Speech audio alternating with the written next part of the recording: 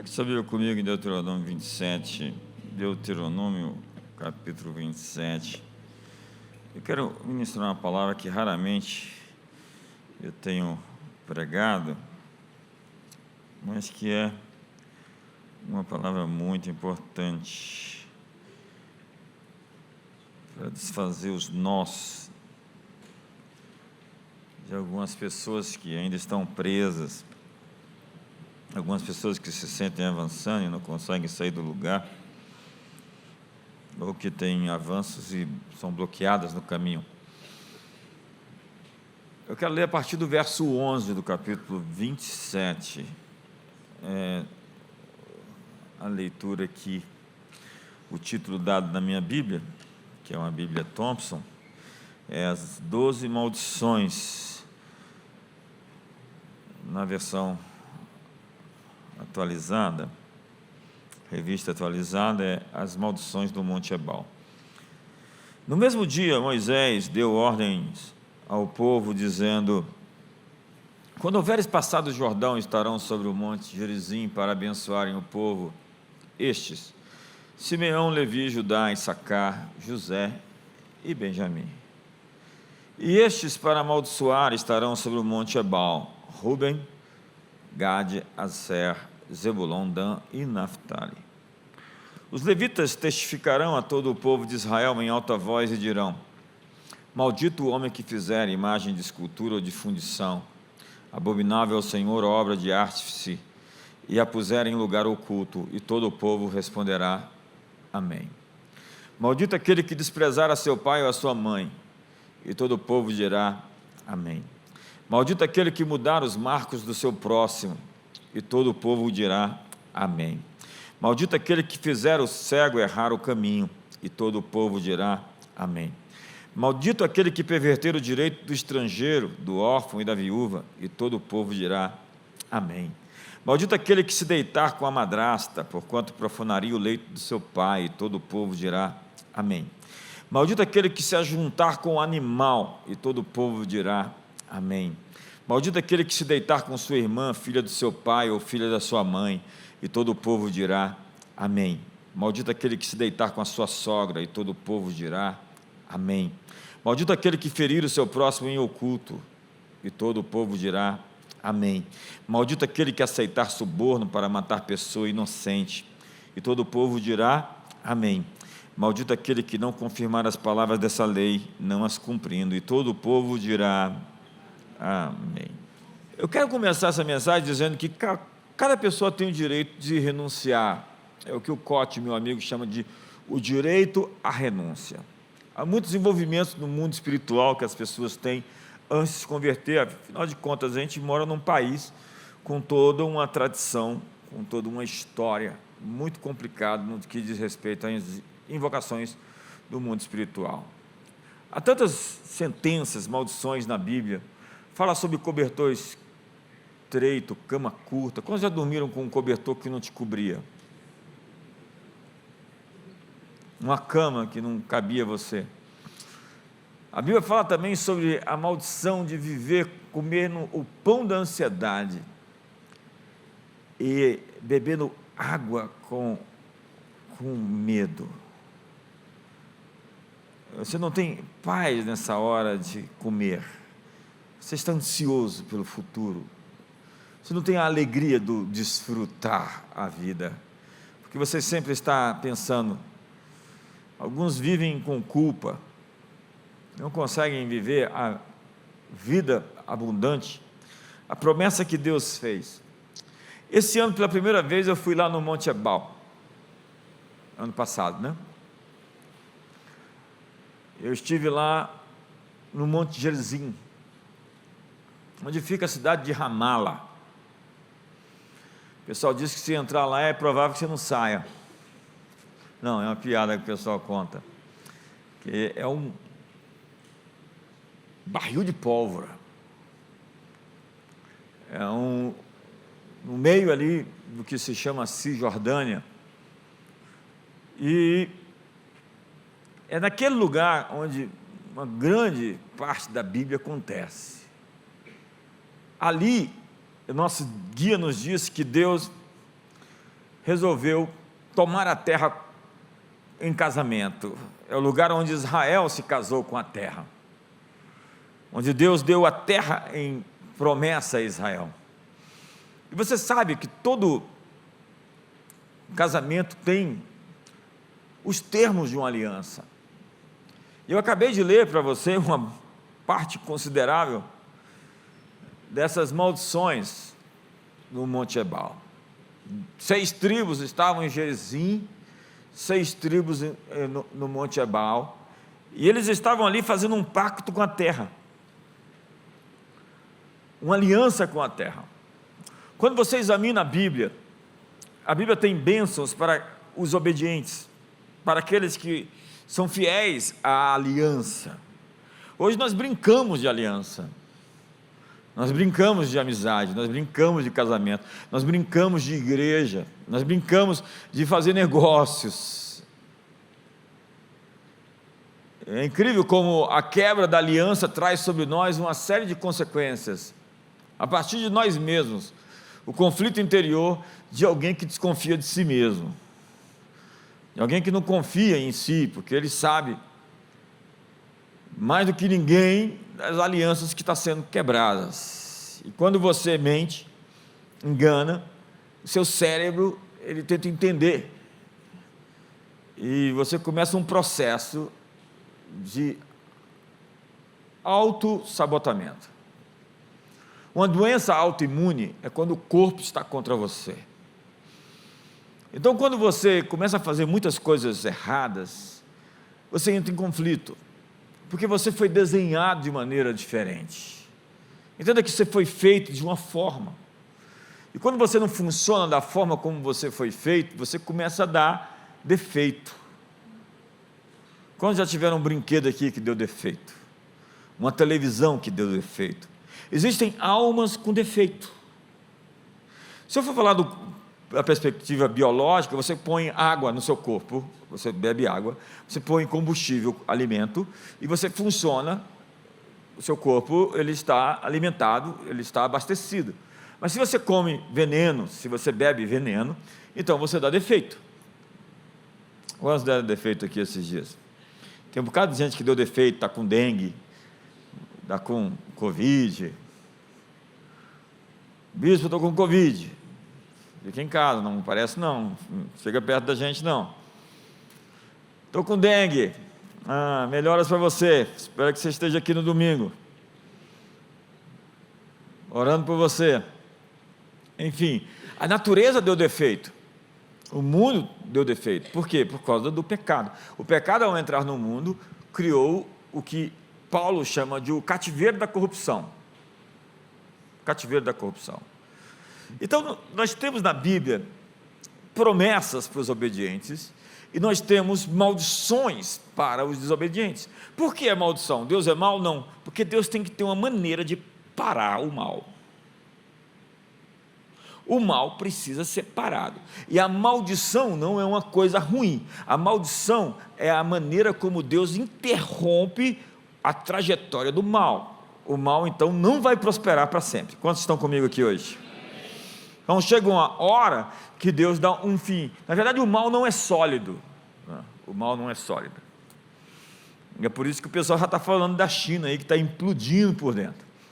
Deuteronômio capítulo 30, verso 15 diz: vê que eu proponho hoje a vida e o bem, a morte e o mal, os céus e a terra tomo hoje por testemunhas contra ti, que te propus a vida e a morte, a bênção e a maldição. Escolhe, pois, a vida para que vivas tu e a tua descendência. Moisés está aqui nos falando o maior poder que o homem tem, o poder de escolher. O poder de escolher. O rico e o pobre se encontram, Deus fez tanto a um como ao outro, dizia Salomão em Provérbios 22, verso 2. E o pobre e o rico têm o poder de escolher. Algumas pessoas vão falar sobre a reparação histórica. Algumas pessoas vão falar sobre o machismo estrutural. Algumas pessoas vão falar sobre o patriarcado opressor. Nós não podemos ser vencedores e ao mesmo tempo sermos vítimas. Há coisas que não batem em toda essa agenda progressista. Nós temos tantas pessoas que podem testemunhar a vida que viveu, o sofrimento que passou e as superações que teve, enquanto muitos estão vivendo ali, lambendo as suas feridas no altar da autocomiseração. E você não pode ser um vencedor se você tem um discurso de vítima, se você se move como uma vítima, se você se vê como uma vítima, e se você quer tratamento de vítima. É o Thomas Sowell, considerado por muita gente o maior intelectual americano, que diz que quando você recebe um tratamento privilegiado, você vai achar ruim se você não for tratado com privilégio. Porque muita gente que quer se juntar às ditas minorias é porque quer ter algum tipo de benefício diferenciado da maioria. Quantos estão comigo aqui hoje? Me ajuda aí. Eu não vou gastar a política hoje, eu vou voltar para o texto. O texto está falando que você tem o poder de escolher. Eu proponho a vida e a morte, o bem e o mal, a bênção ou a maldição. Você tem o poder de escolher. Diga para o seu irmão, você tem o poder de escolher. A palavra bênção, no hebraico é barak, no grego é o logel. Ambas significam a designação do poder espiritual para alcançar êxito, para alcançar sucesso, multiplicação, prosperidade, longevidade. Uma pessoa abençoada, ela tem o poder de moldar a realidade, moldar as circunstâncias. É outro economista que disse a famosa frase de que se o nosso governo gerenciasse a areia do deserto, do Saara, em 5 anos ia faltar areia. Por quê? Porque há pessoas que não estão interessadas em administrar, eles estão interessados em simplesmente se beneficiar. E o que nós estamos falando aqui hoje é que uma pessoa abençoada chega no deserto do Saara, abre uma franquia de alguma coisa e ganha dinheiro. Enquanto tem gente que está vivendo em Brasília, uma terra tão abençoada como essa, e vive aquém, não consegue ter ideias, não consegue se mover com sonhos, com projetos, com oportunidades. O que nós precisamos entender é que Deus nos abençoou já. E essa é a diferença entre ser abençoado ou amaldiçoado. É porque um ser abençoado, ele encontrou resistência como todos os outros, uns mais do que os outros, mas ele conseguiu romper essas barreiras. Ele conseguiu sair do outro lado. Porque a maldição não é nada em si mesmo. A maldição é só um bloqueio. E eu vou explicar isso. Bênção é um princípio multiplicador. Diz a Bíblia que Isaac semeou naquela terra e no mesmo ano colheu 100 por 1, porque o Senhor o abençoado. Imagina alguém que semeia e colhe 100 por 1, por quê? Porque tem uma mão abençoada. Tem gente com a mão abençoada. Quantos conhecem alguém com a mão abençoada? Quantos conhecem alguém que tudo que toca seca? Eu conheço. Por que razão? Tudo é uma questão de mão, e a mão está ligada diretamente ao coração. É o coração. Jesus disse que do coração o homem bom tira as coisas boas do coração. Do coração o homem mau tira as coisas más do coração. Então, e a boca fala do que está cheio o coração. Conheça uma pessoa pelas palavras que ela fala. E há muita amargura guardada. Há muito ressentimento curtindo. Há muita gente esperando uma oportunidade de ir às forras. Aitoifel, o conselheiro de Davi, esperando a oportunidade para dar um golpe nele. Eu vou me vingar desse cara. Um dia ele vai ver. É a lógica do vírus. O vírus te ataca quando você está fraco. Tem gente com o DNA do vírus. Ele sempre está esperando uma oportunidade de se vingar, de se atacar, de ir às forras. Um silêncio aqui hoje. Bênção é um princípio multiplicador. Tem gente que casa com uma mulher bonita e ela fica feia. E mulher que casa com um homem mais ou menos e fica bonito. Olha aqui, o Getson está fazendo aniversário hoje, ó.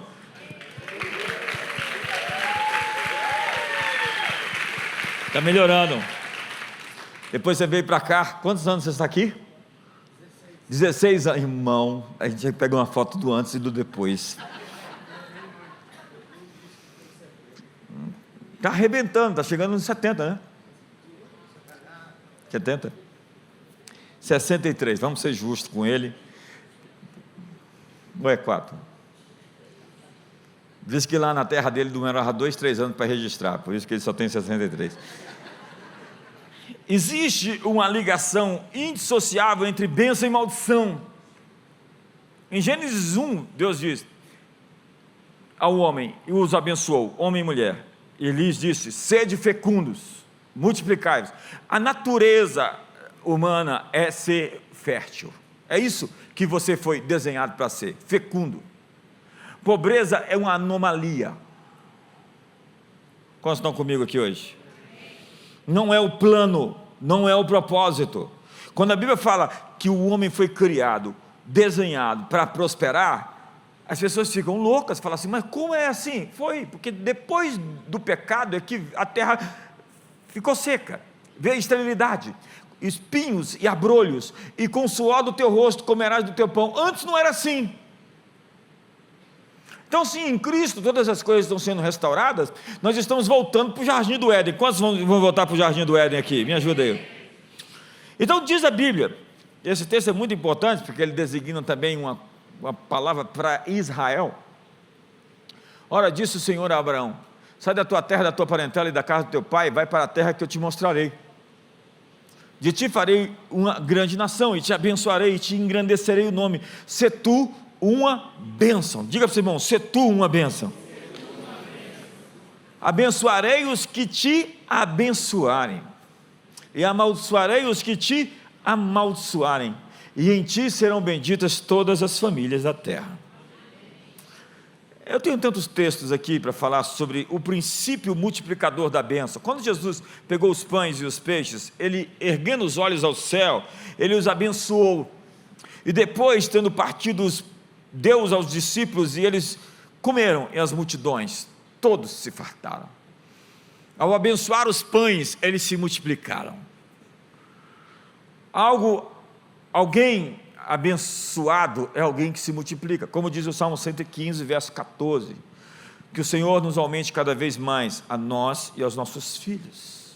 Bênção é o princípio divino que abre as portas, é aquelas portas automáticas, você chega, tem um sensor identificado, abre a porta. Quantos querem porta se abrindo quando você chegar? Aquele sensor que está no carro. Você tem um carro hoje, tem tanto de carro hoje, você chega, você está com a chave no bolso, você só abre a porta, você não precisa mais apertar nada para abrir, porque tem um sensor. E diga para o seu irmão: Deus vai colocar um sensor hoje na sua vida.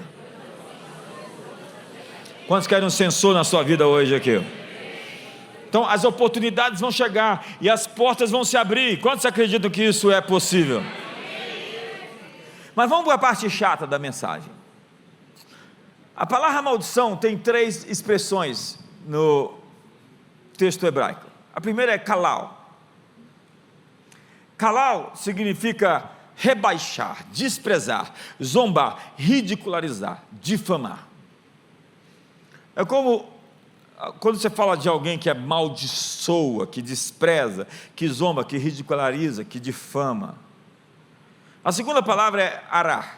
E ará designa a maldição concretizada, em plena ação, atuante e operante. Na base do acadiano, araru significa capturar. A maldição é algo que captura alguém, que prende, que cerca com obstáculos. Quantos de nós já nos sentimos assim, cercados por todos os lados? E ainda, deixar sem forças para resistir, impotente, incapaz. Então diz a Bíblia, quando Eva e Adão caíram, maldito és, diz a serpente, né? Maldito és entre os animais, entre todos os animais. No capítulo 4, Deus fala para Caim, maldito és sobre a terra. No capítulo 27 de Deuteronômio, o texto que eu li, vai falar 12 maldições, maldito. Em Gênesis 12, o texto que eu também li vai dizer, os que te amaldiçoarem, calau, eu os amaldiçoarei, ará. Os que maldisserem você, vão receber bloqueios na vida, vão receber obstáculos na vida. Algumas pessoas são muito resistidas por conta daquilo que elas falam, das maldições que elas lançam. E a palavra calau também tem a ver com proferir fórmulas. Existem pessoas que operam no mundo espiritual. A propósito, há 2 tipos de pessoas que movem no mundo espiritual: profetas e bruxos. Profetas e bruxos. Eu não tenho medo de bruxos, eu sei lutar a batalha, mas cristãos que não aprenderam as armas da guerra, são cristãos que às vezes ficam, de alguma maneira, sendo atingidos por dardos inflamados do maligno. Dardos inflamados, diz a Bíblia, são como que expressões lançadas, como maldições proferidas. Então diz a Bíblia, que Deus, Ele vai visitar a iniquidade dos pais nos filhos, até a 3ª e 4ª geração, daqueles que me aborrecem, e faço misericórdia até 1000 daqueles que me amam e praticam a justiça. Então, é uma frase que indica a continuidade do pecado, nas gerações posteriores.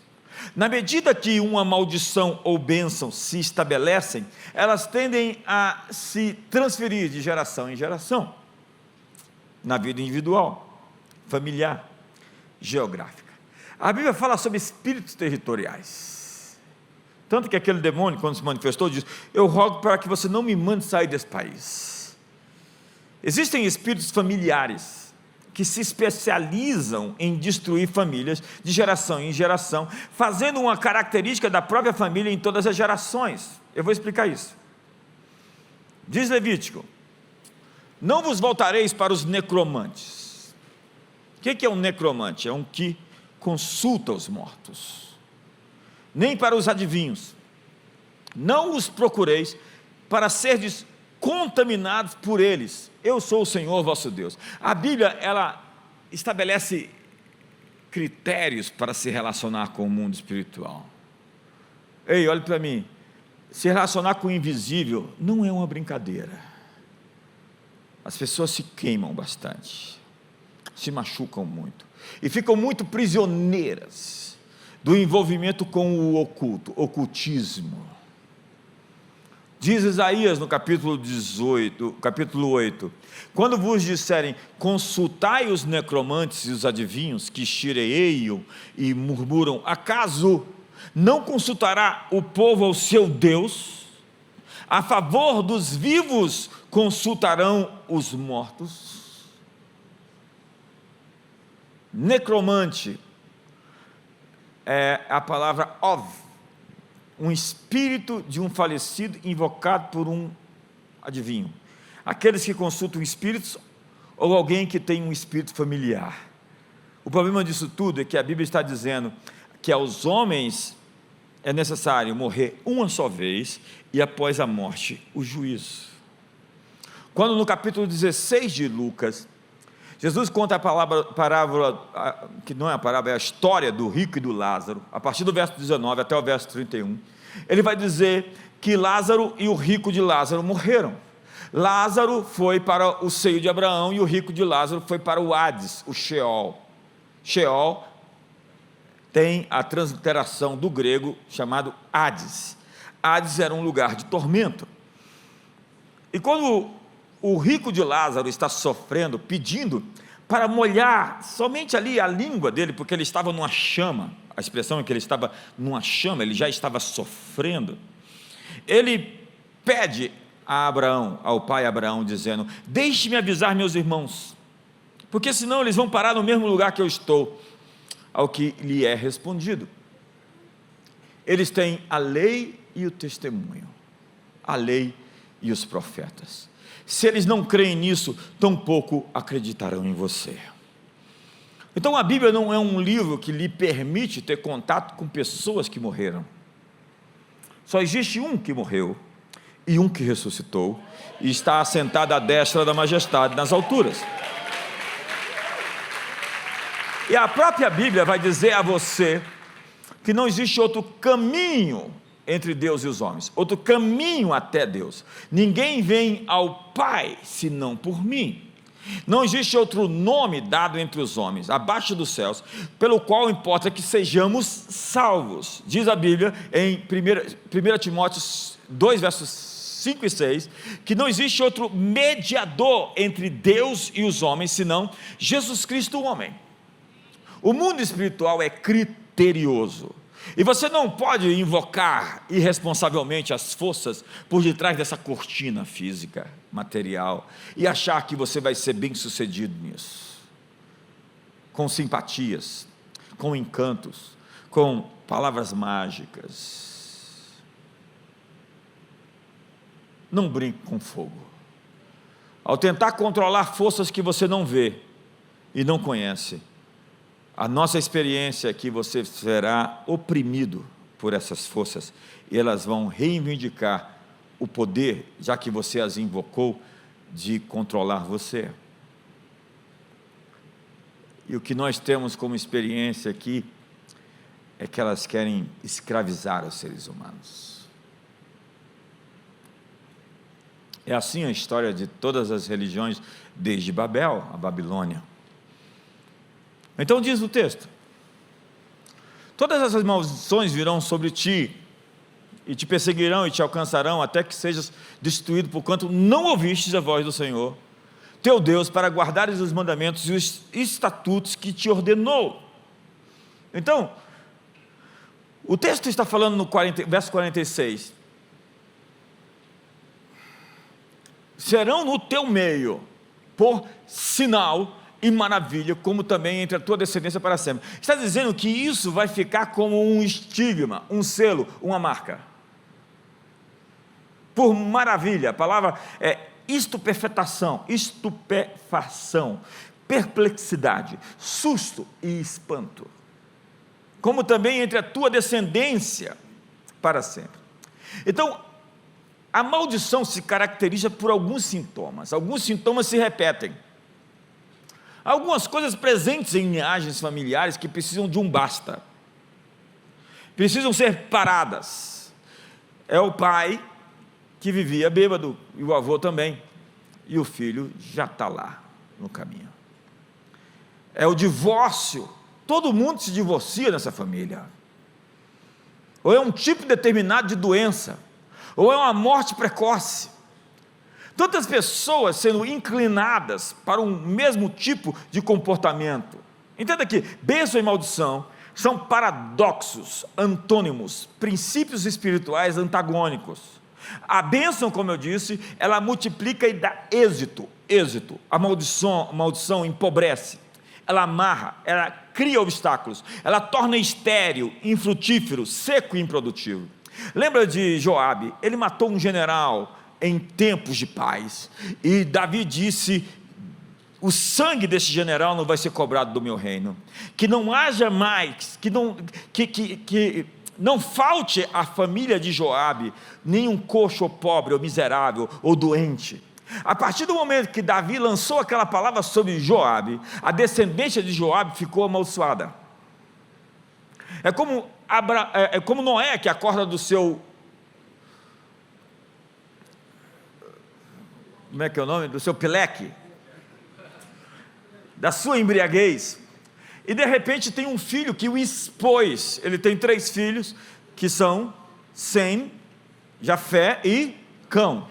E Sem e Jafé vão lá e cobrem o pai, mas antes disso, Cão vai lá e dá notícia para todo mundo do que aconteceu com o pai. Olha lá, meu pai, existem histórias sobre isso. Ele expõe a nudez do pai, e quando o pai acorda, ele amaldiçoa a descendência do filho.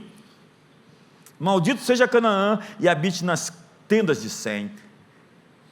Ele lança palavras sobre os descendentes de Cão, que vão ser posteriormente os cananeus. Toda aquela turma que ficou amaldiçoada, que morou na terra prometida, e que Deus disse, a terra está vomitando os seus moradores, pelas práticas malignas deles. Isaac e Jacó lutaram por uma bênção verbal do seu pai. Eles queriam simplesmente que o pai o abençoasse. E quando o pai abençoou Jacó, ele não poderia mais revogar a bênção que lançou sobre Jacó, em toda aquela história que você conhece. Entenda que a maldição é como um empecilho à multiplicação e ao êxito. Ela age como um bloqueio. Nós precisamos entender, Deus criou o homem para ser fecundo. Mas por que o homem não é fecundo? O que está atrapalhando o homem de chegar no seu destino? E é nesse caminho que nós temos que desamarrar, desfazer esses nós. Porque essas bênçãos e essas maldições se manifestam mediante heranças familiares. Todos nós temos tanta coisa para agradecer dos nossos pais, dos nossos avós, mas existem coisas que nós vamos ter que resistir para que não se repitam na nossa vida. Quantos estão comigo? Porque não é uma coisa como uma sentença, não é uma coisa como algo fatal, é algo que pode se tornar uma perseguição espiritual, que vai se tornar uma inclinação. A Bíblia diz que assim como o pássaro no seu voo não encontra pouso, assim a maldição sem causa não encontra pouso, não encontra lugar. Então existem maldições que podem lançar sobre você, você só não pode dar a oportunidade para elas se cumprirem. Quantos estão comigo aqui hoje? Me ajuda aí. Então existem coisas que seus pais fizeram, e coisas que podem tentar bater na tua porta depois de muito tempo, e que você vai dizer, olha, aqui não tem lugar para você, pode ir embora, eu estou sob o sangue de Jesus, eu não vou repetir os erros da minha família. Mas sim, você repetiu os erros. Eu vim aqui hoje para te dizer que você tem o direito de renunciar. Hoje você tem o direito de se arrepender. Hoje você tem o direito de confessar. E hoje você tem o direito de ser desamarrado para poder perseguir o seu futuro, perseguir o seu destino. Eu acho que essa é uma boa palavra. Então nós temos que procurar as evidências, as marcas, os sinais, os estigmas que identificam a presença dessas amarras na vida das pessoas. O texto que eu li fala que serão no teu meio por sinal e por maravilha. É incrível como tem tanta linhagem familiar com casamentos fracassados. É uma maldição contínua, ninguém continua casado.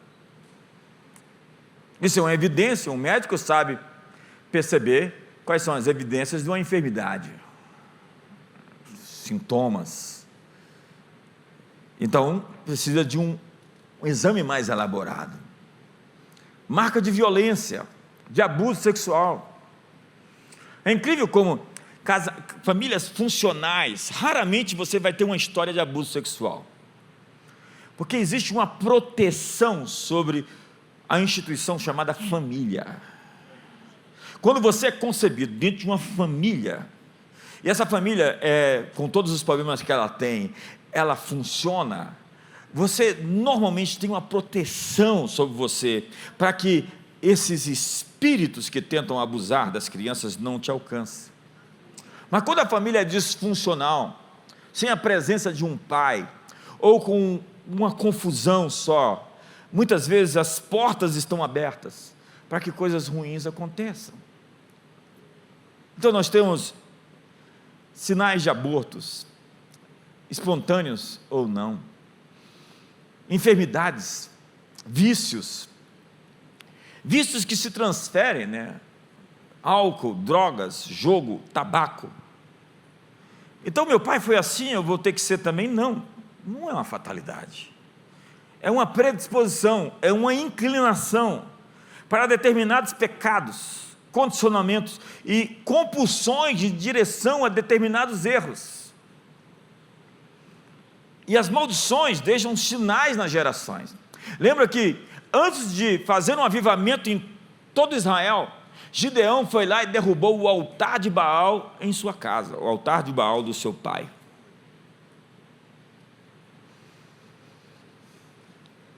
E por vezes nós temos o elemento da feitiçaria,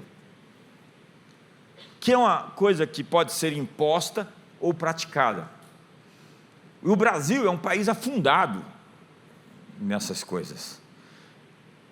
E na Bíblia existe uma proibição para se relacionar com essas forças ocultas. Você já está sentindo uma opressão aqui, né? Tem algum sinal aí que não está bom. Mas você vai sair daqui hoje sem isso. Quando entrares na terra que o Senhor teu Deus te der, na terra de Canaã, não aprenderás a fazer conforme as abominações daqueles povos. Abominação é um mal exponencial. Não se achará entre ti quem faça passar pelo fogo seu filho ou a sua filha. O sacrifício ao deus Moloque. Nem adivinhador. Adivinhador é a falsificação do ministério profético. Lembra da pitonisa? Ela operava sob um espírito de Piton. Ela adivinhava. Tem gente que não tem palavra profética, tem adivinhação.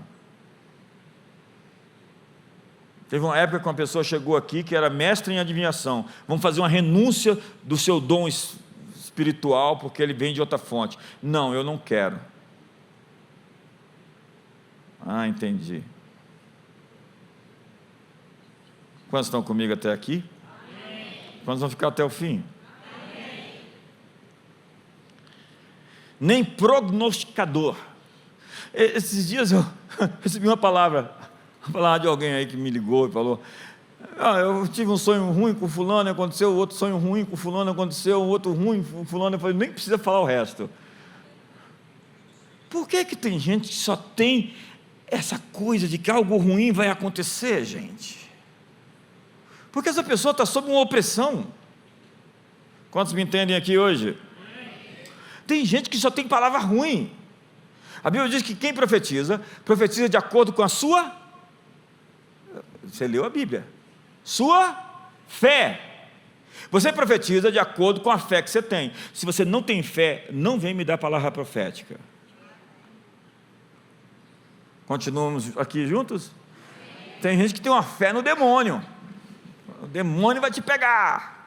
Cuidado, ele está ali na esquina. Nem algoreiro, nem feiticeiro, nem Paulo Coelho. Ah, não está aqui não, mas está dentro da lista. Nem encantador, nem necromante, nem mágico, nem quem consulte os mortos. Está claro? Está na Bíblia. Pois todo aquele que faz tal coisa é abominação ao Senhor, e por essas abominações o Senhor teu Deus os lança de diante de ti. Então nós temos feitiços, encantos, perfumes, simpatias, voodoo. Feitiçaria é o caldeirão. Já viu aquele caldeirão do bruxo lá dos desenhos animados? Faz aquele caldeirão assim, aí põe um olho de escorpião, uma perna de cobra, uma mosca branca, faz a poção, coloca no negócio lá, espelho meu. Normalmente acontece duas coisas no caldeirão. Em primeiro lugar, essa pessoa que faz o feitiço quer controlar alguém por meio da imposição da sua vontade sobre o outro. Alguns homens não veem mais ninguém, é só aquela mulher, porque ele está enfeitiçado por ela.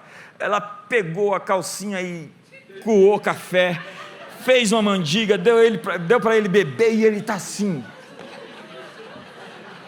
encantado, enfeitiçado, coitado. Está amarrado, o irmão está falando ali. É o caldeirão que deseja também nos atrapalhar, quer nos atrapalhar ou nos destruir. Tem tanta raiva que faz o feitiço para nos matar. E a feitiçaria está sendo usada contra a igreja. A pergunta, ela pode nos afetar? Esse dia chegou alguém e falou: tem uma macumba, tem um negócio lá, um despacho feito na frente da minha casa e outro lá atrás. Eu falei: vai lá e dá um bicudo na frente, outro atrás e vamos embora. Uma igreja militante toma posição e resiste o diabo foge dela.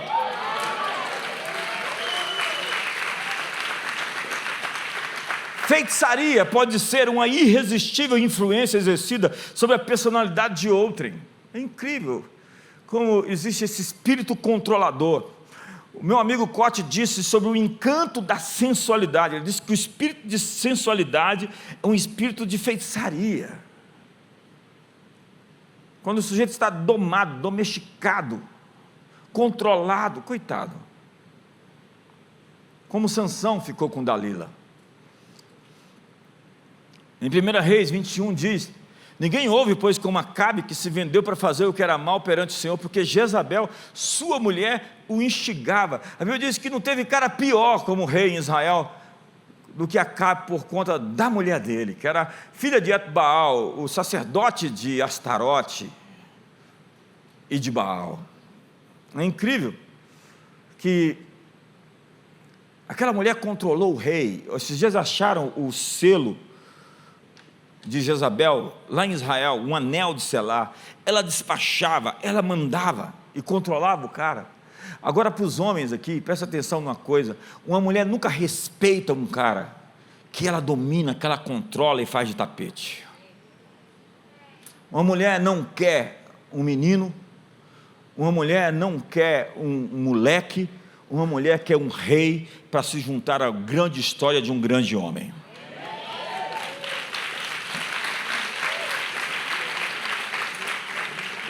Chega uma hora que ela despreza o cara.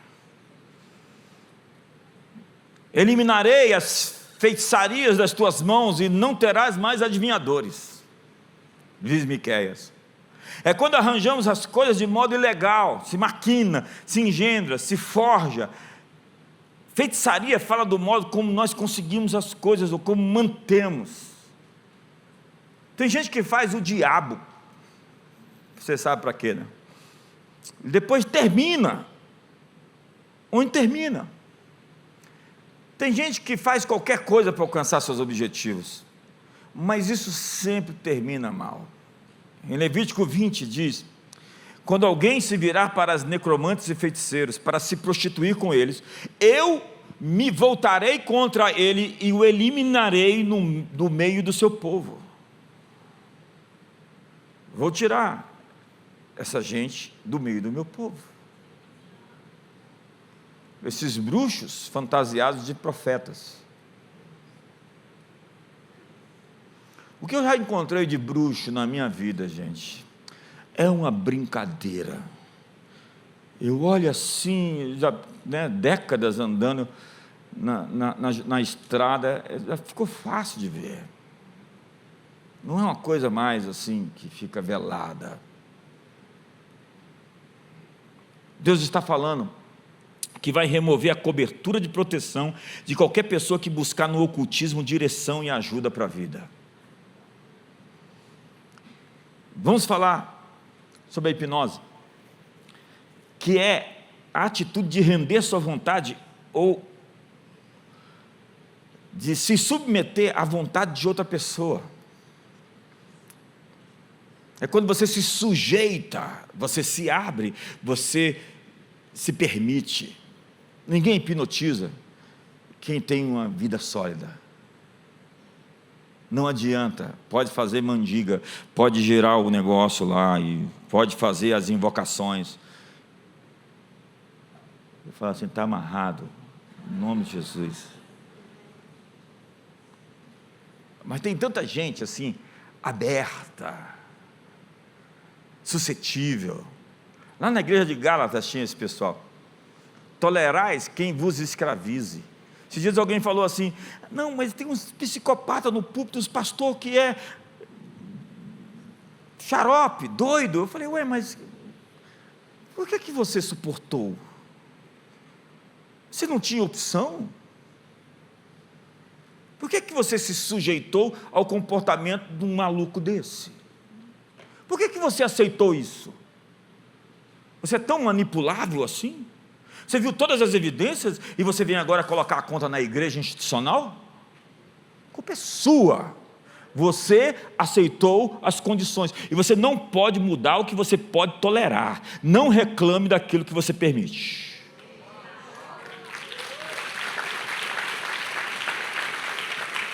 Mas você não sabe, ele tinha um bocado de esqueleto debaixo do púlpito.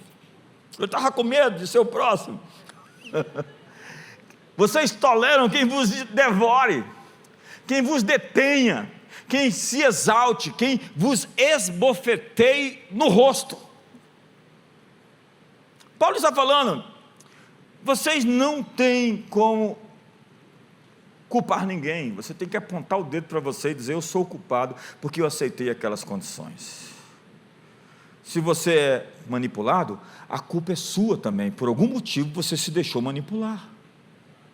Quantos estão comigo aqui hoje? Ou alguém te forçou? Você só é suscetível? Você tem uma alma líquida, e você precisa de solidez? Você precisa ser formado? A palavra tolerais quem vos escravize é katadolu, que significa prender a mente e a imaginação sob o controle do outro. É incrível o que acontece em alguns casamentos, de mulheres que controlam o homem e o homem que controla a mulher. Se nós formos fazer um estudo sobre narcisismo, é incrível como tem essa gente escamosa, gente controladora, manipuladora, que usa de qualquer artifício para tentar impor a sua vontade sobre o outro. Mas hoje você vai se posicionar. Quantos estão comigo aqui hoje? E a palavra devorar, tolerai quem vos devore, é cartestio, tomar a propriedade de alguém, destruir uma personalidade. Ei, querido, seu filho tem que ser seu filho e deixar ele crescer no seu dom, naquilo que ele foi chamado. Ele tem que ser uma cópia de você. Eu me lembro que eu estava na faculdade e tinha um advogado famoso que queria que a filha fizesse direito. Ela estava no 7º semestre de direito, e ela falou para nós, assim, no meio da mesa, em tom de desabafo, olha, eu estou estudando direito, meu pai queria que eu me formasse, eu estou terminando, vou pegar esse diploma, vou entregar na mão dele, falei, esse diploma é seu, agora eu vou atrás do meu.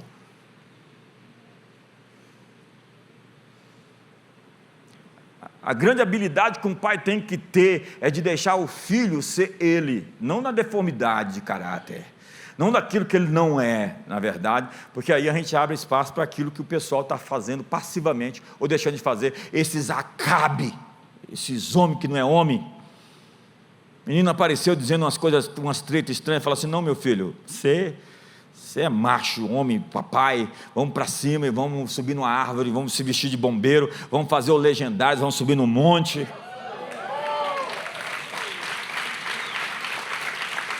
Quantos estão comigo aqui hoje? Amém. Quantos vão ficar até o fim? Amém. Quantos vão embora mais cedo?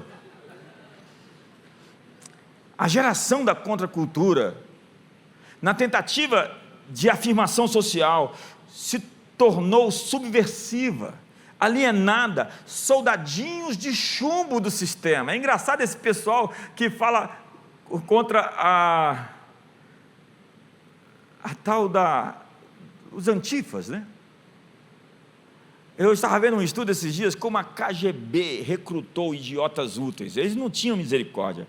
Hoje, assim, para amenizar, a gente fala assim sobre inocentes úteis, mas eles chamavam de idiotas úteis.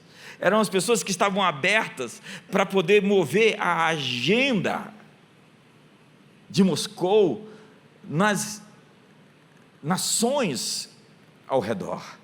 Então eles recrutaram essas pessoas que saem por aí, fazendo protestos ambientais, protestos antifa, protestos não sei o quê, tudo massa de manobra, gente sem identidade. Um dia eu vi um pai pegar um menino desse na rua e falar assim, você é meu filho, pegou ele você é meu filho, arrancou ele e saiu arrastando. A diferença de tudo na vida, onde começa toda boa ou má história, é a nossa família. Quando você tem um exemplo, um pai, uma mãe, quando você tem uma família que funciona, você não está tão aberto e exposto a esses expedientes. Ah, mas eu não tive. Então agora ofereça para o seu filho, para a sua filha, uma família estruturada e bem funcional. Quantos estão comigo aqui hoje? Dê uma resposta. Já tem que terminar. Eu sinto dizer que eu vou atrasar hoje aqui, que eu tenho que orar por você, eu não posso jogar esse tanto de informação sem depois ministrar para você. maldições por meio de objetos dedicados. Tem gente que é engraçadinho, né? Vai lá na feira, não sei de onde, compra uma lâmpada mágica e daqui a pouco esfrega e sai um gênio. O problema é que esse gênio está do outro lado, irmão. Se é o gênio que saiu da lâmpada, pode saber que ele não é dos que ficaram intactos. A gente estava jogando futebol anos atrás, e o irmão falou assim: os anjos estão jogando do nosso lado. Aí o outro gritou do outro lado: só um terço. Então, esse saiu da lâmpada, irmão, é de um terço. Fetiches, estátuas, artefatos pagãos, adereços, livros de feitiçaria. Vamos ler a Bíblia? Muitos dos que creram vieram confessando e denunciando publicamente as suas próprias obras. Também muitos dos que haviam praticado artes mágicas, reunindo os seus livros, os queimaram diante de todos. Calculados os seus preços, achou-se que montavam a 50.000 denários. Assim a palavra do Senhor crescia e prevalecia poderosamente. Eu não quero saber quanto custou o seu artefato, o seu livro de feitiçaria. Eu quero saber se você quer ser livre e andar com Deus na pureza, na liberdade, andar do lado certo e ser um agente de Deus no mundo, ao invés de viver em trevas, na escuridão. Então cuidado com o que você leva para casa. Essas músicas, quadros, retratos, desenhos animados. É engraçado esse desenho. Anéis, pingentes, broches. Vou terminar. As imagens de escultura dos seus deuses queimarás. A prata e o ouro que estão sobre elas não cobiçarás, nem os tomarás para ti, para que não te enlaces neles, pois são abominação para o Senhor teu Deus. Alguém já vai gritar assim que foi traumatizado porque pegaram lá os seus brinquedos, os ursos de pelúcia da sua casa e disseram que tinha demônio lá. Você é dessa época? Eu quero te pedir perdão, irmão, mas não tinha demônio lá nos bichos de pelúcia, não. Não meterás, pois, coisa abominável na tua casa, para que não sejas amaldiçoado, semelhante a ela, de todo a detestarás e de todo a abominarás, pois é amaldiçoada. Você lembra da história de Acã? Ele colocou coisas amaldiçoadas dentro da tenda. Veja o verso 6 do capítulo 18. Então somente guardai-vos das coisas condenadas, para que tendo vós condenado, não as tomeis, e assim torneis maldito o arraial de Israel e o confundais. Acã colocou os objetos consagrados de Jericó dentro da tenda dele. Israel foi lutar e perdeu. Você sabe quando é que você começa a ter um barco afundando? Quando você sabe que tem um Jonas dentro do barco e você não chuta o Jonas. Se o sujeito está fugindo de Deus, irmão, fuja dele. Dê um sorriso para o irmão do lado dele. Eu vou terminar. Agora que eu ia começar, mas você tem que ir para casa assistir televisão. O que você vai fazer em casa essa hora? Está com fome, né? Está com fome, é a fome, é o sono. Vai acordar cedo da manhã? Você está com o olho bem pequenininho. Traz um café para essa moça aí para mim, por favor. Relacionamentos. Não farás aliança. O rapaz lá da mesa também dormiu. Nenhuma com eles, nem com seus deuses. Eles não habitarão na sua terra, para que não te façam pecar contra mim. Se servirem seus deuses, isso te será cilada. Cilada é armadilha, é moquesh. Muitos foram presos numa cilada, numa armadilha espiritual, porque se envolveram com ritos sacramentais e rituais de iniciação. Existem elementos pactuais carregados de fortes conteúdos espirituais. Sacrifícios sempre selam alianças no mundo espiritual. Assim como nós nos associamos a Deus através do batismo, da ceia, das ofertas que nós damos, que é um pacto, nós estamos entregando o nosso sangue, o fruto do nosso trabalho para Deus, dos jejuns que a gente faz, tudo isso nos conecta mais e nos aliança com Deus. O diabo é um imitador. Veja o que Paulo fala: que digo, pois, que o sacrificado ao ídolo é alguma coisa, ou que o próprio ídolo tem algum valor? Olha o que Paulo disse: antes vos digo que as coisas que eles sacrificam é a demônios que as sacrificam, e não a Deus, e eu não quero que vocês vos torneis associados aos demônios.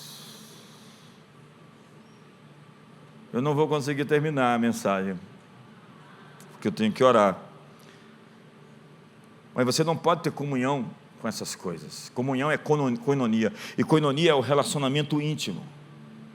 Batismos, casamentos, rituais de iniciação, conversas com espíritos, velas acesas, as entidades, Halloween, seja até uma brincadeira, né? É um sabata. Qualquer relacionamento com o mundo espiritual vai trazer uma conta para você. Se você invoca os poderes de Grayskull, você não vai virar o He-Man, mas os poderes da caverna cinzenta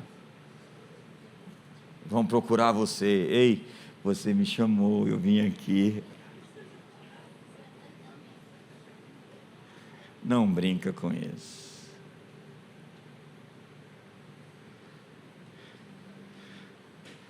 Anos atrás eu estava lá no sul, e o sul está ocupado. O sul, eu estava em Gramado. É incrível que a mulher se envolveu numa meditação profunda, com esvaziamento de mente, invocação de mantras. Ela ficou tão possessa, que o marido estava desesperado pedindo ajuda. Eu estava indo para o aeroporto pegar o voo. E ele num desespero, porque tudo começou numa curiosidade. Daqui a pouco aquelas forças dominaram aquela mulher, e ela emagreceu, virou um saco de osso, e estava controlado pelas forças que elas, inocentemente, acreditavam que ia ajudá-la. O mundo espiritual é muito criterioso. Se você se lembrar qualquer coisa dessa semana com que você se envolveu, você vai falar: Jesus, eu peço perdão, e eu tenho o direito de renunciar a essa prática, e aquela prática, e aquilo outro, e eu te peço perdão, porque eu era ignorante, mas agora sei que Tu és o Salvador, e pelo Teu sangue eu sou redimido, e sou salvo, e sou transformado. Fique de pé hoje.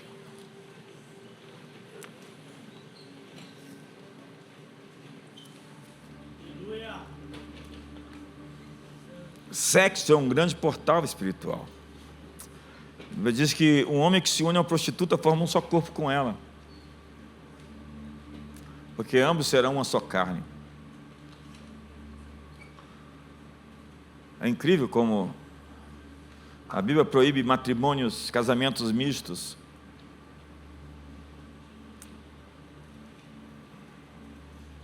Eu não medi o tempo, hein?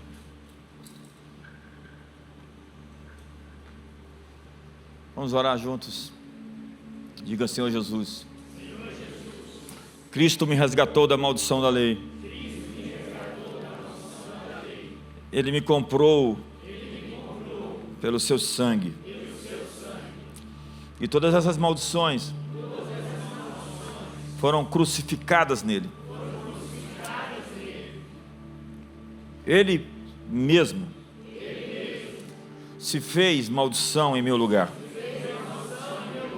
Porque está escrito: maldito todo aquele que for pendurado no madeiro.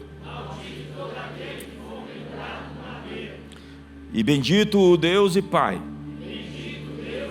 de nosso Senhor Jesus Cristo, que me tem abençoado com toda sorte de bênção espiritual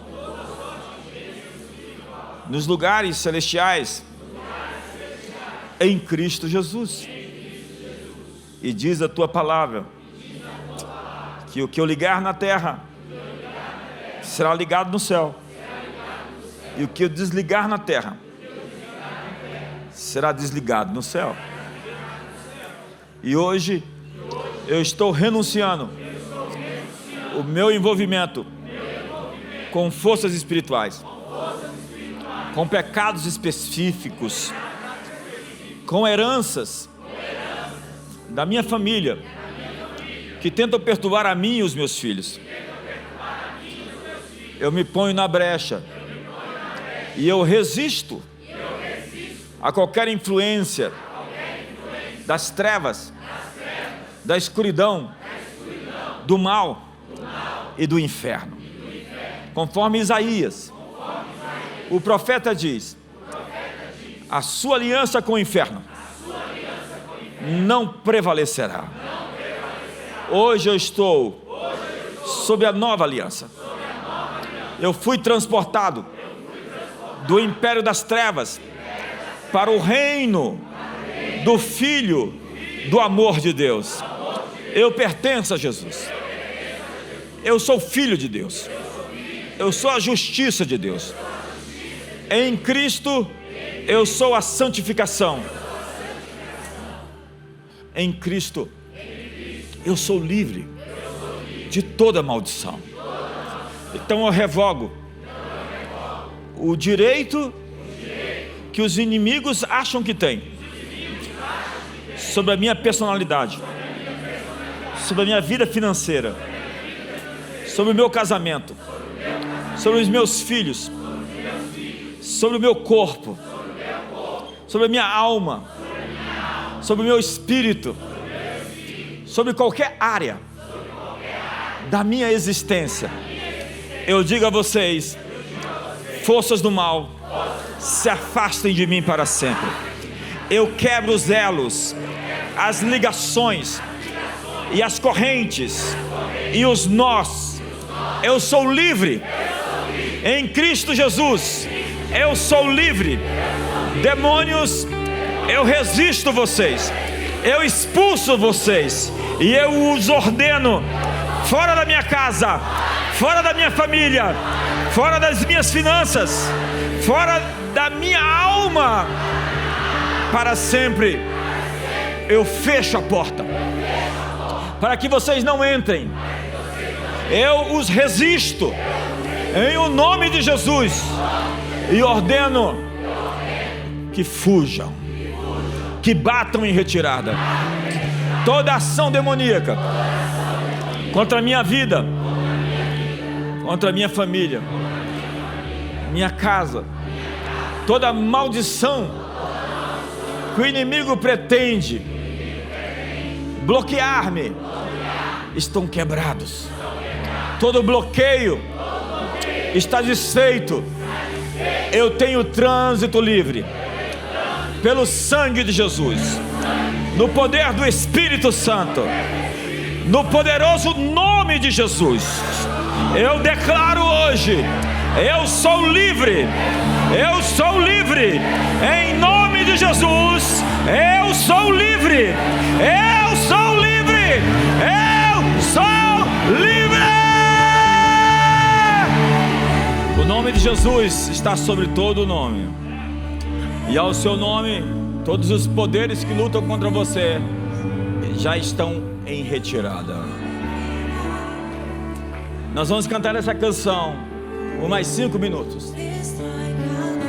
E enquanto você cantar, você está refazendo, realinhando seus pactos com Deus e renunciando todas as alianças com as trevas. É o maior grito que você puder dar essa noite. Você é livre para gritar, para pular. Dê um maior pulo. Maior salto que você puder dar essa noite. Celebre ao nome de Jesus.